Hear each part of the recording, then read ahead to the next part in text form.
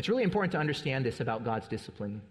There are two kinds of discipline that we as Christians can experience from the Lord.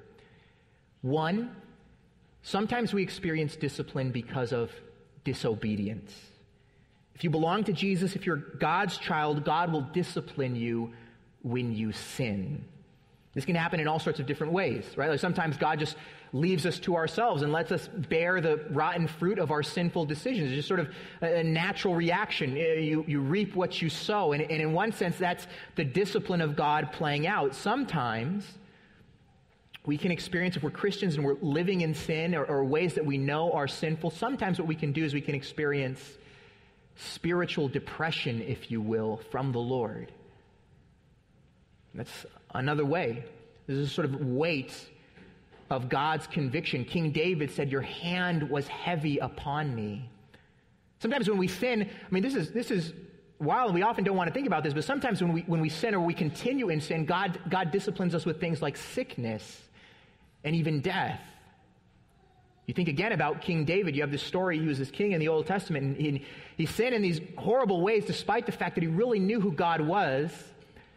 Right? He took another man's wife and he murdered that man, and there were consequences to his sin. God disciplined him. The child that he bore to that woman from that adulterous affair, that child died.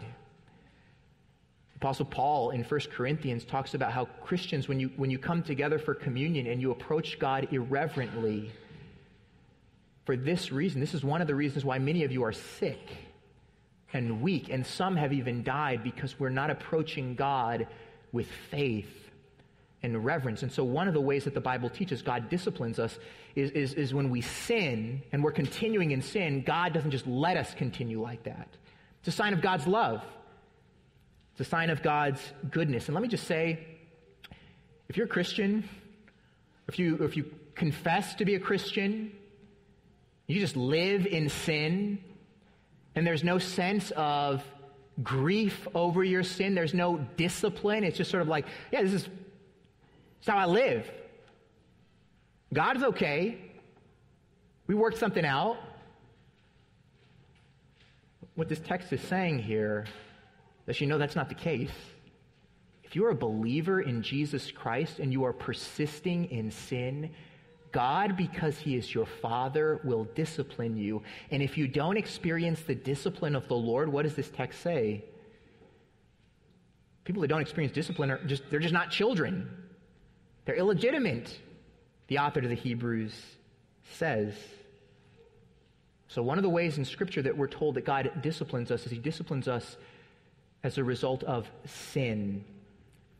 And this is a really important thing to remember. Not all of God's discipline in your life, in my life, in our lives, is because we've sinned. Sometimes we as followers of Jesus don't suffer because we've sinned.